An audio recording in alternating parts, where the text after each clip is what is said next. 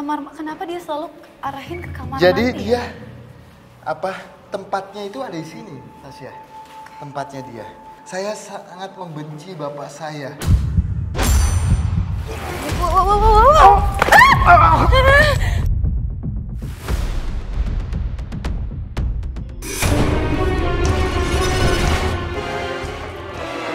Sosok perempuan yang sepertinya dicekuk. Sosok kitab itu semakin dekat.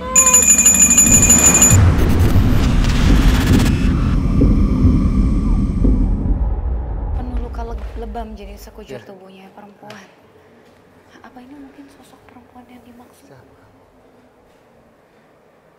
Jadi Tasya, dia pada saat ini masih belum menjadikan bangunan, malahan tempat tinggal, ini dia meninggal, sosok ini meninggal karena meminum sesuatu yang menyebabkan dia meninggal. Ini belum pabrik kan, masih berupa ada penghuni, ada warung juga. Dulu ada yang bunuh diri, minum itu gadis cantik banget itu, saya juga tahu kan. Oke, bentar.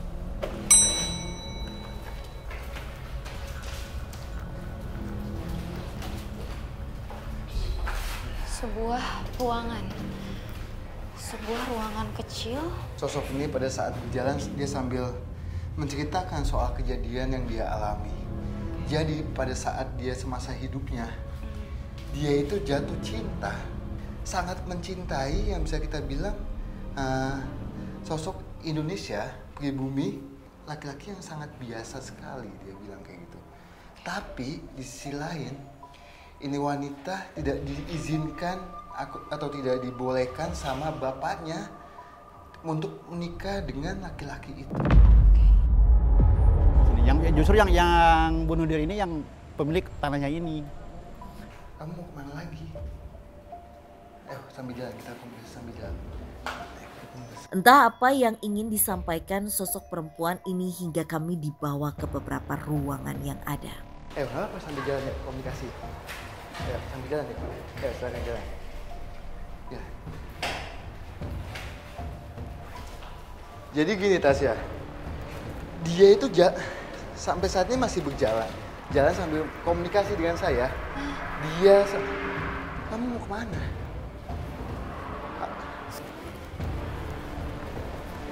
Membawa kita ke suatu tempat.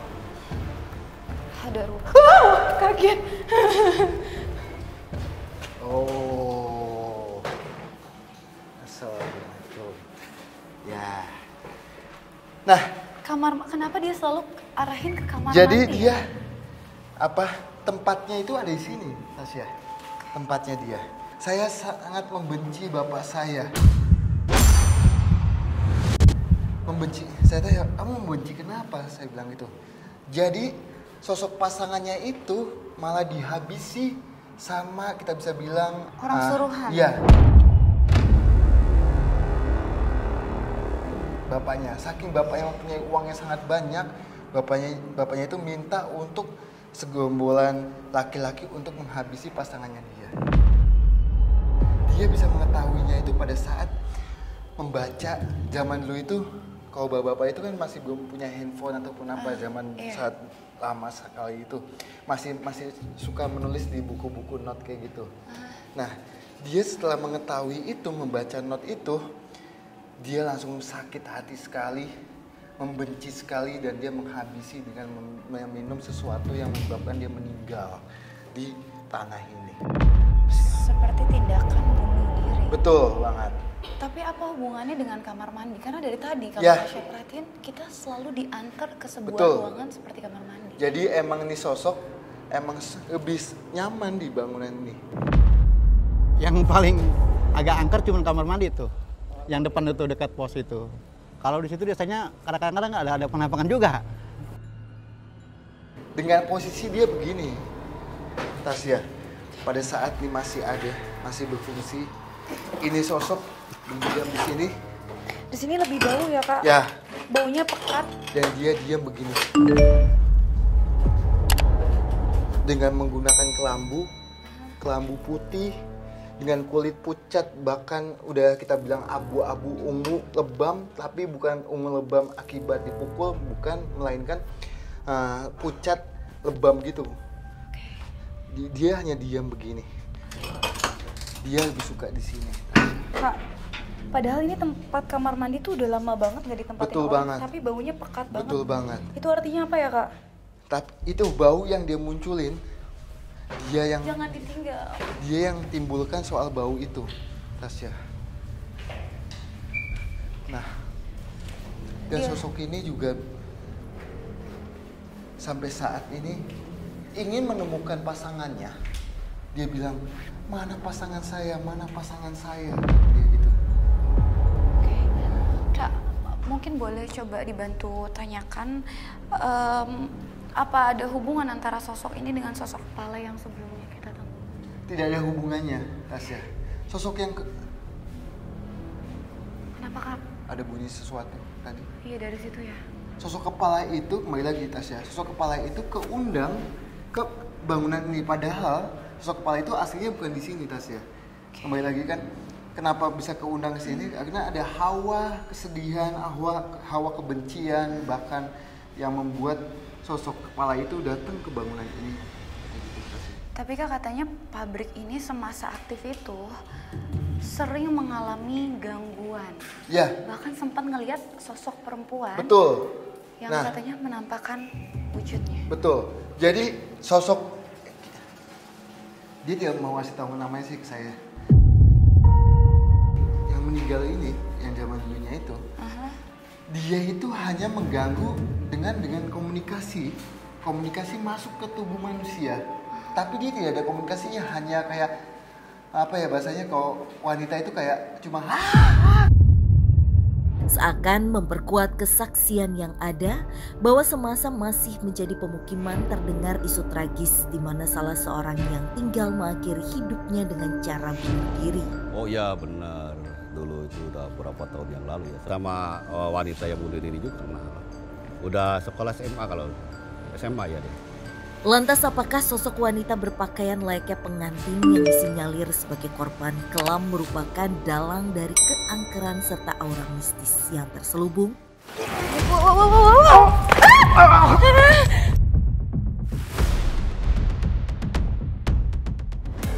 Keangkeran tempat ini bukan hanya pada bagian bangunan utama saja, melainkan tak jauh dari area ini terdapat sebuah bangunan yang dulu difungsikan sebagai mes pekerja maupun pernah menjadi sisi lain pabrik tinta.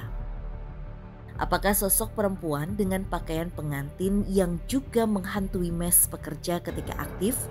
Ataukah adanya sosok astral lain yang menyebabkan semua itu terjadi? yang meninggal ini, yang zaman dulunya itu, dia itu hanya mengganggu dengan komunikasi masuk ke tubuh manusia. Tapi dia tidak ada komunikasinya, hanya kayak apa ya bahasanya, kalau wanita itu kayak cuma kayak gitu aja. Hanya berteriak Ya, saja. betul banget. Tapi saya nggak tahu kenapa. Oh, saya ada dapat sinyal, cuma bukan di bangunan ini, Tasya. Sinyal Ya, ayo kita coba ke bawah. seperti sebuah panggilan berarti ya kan?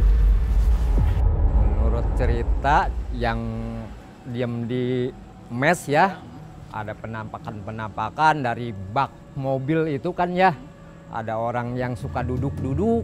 Di sana lebih menyeramkan, kayak makhluk di sana. Kalau di belakang. Ini benar-benar ilalang tinggi semua di sini. Assalamualaikum.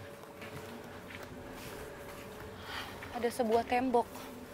Tasya ragu banget sih ke tempat yang itu karena memang dari kanan kirinya tuh rumput-rumput semua dan aku pikir nggak ada akses untuk masuk ke situ. Aku pikir jalan buntu karena memang sekelebatan tempat itu dari jauh seperti udah cuman hamparan kebun aja.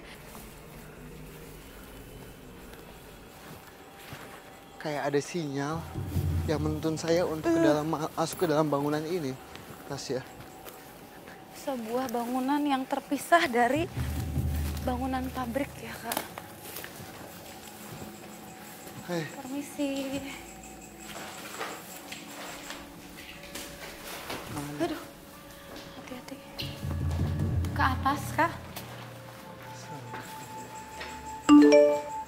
Entah apa yang coba dirasakan Den Ananda, namun yang pasti area bangunan yang kami telusuri lebih terbengkalai dari bagian depan pabrik.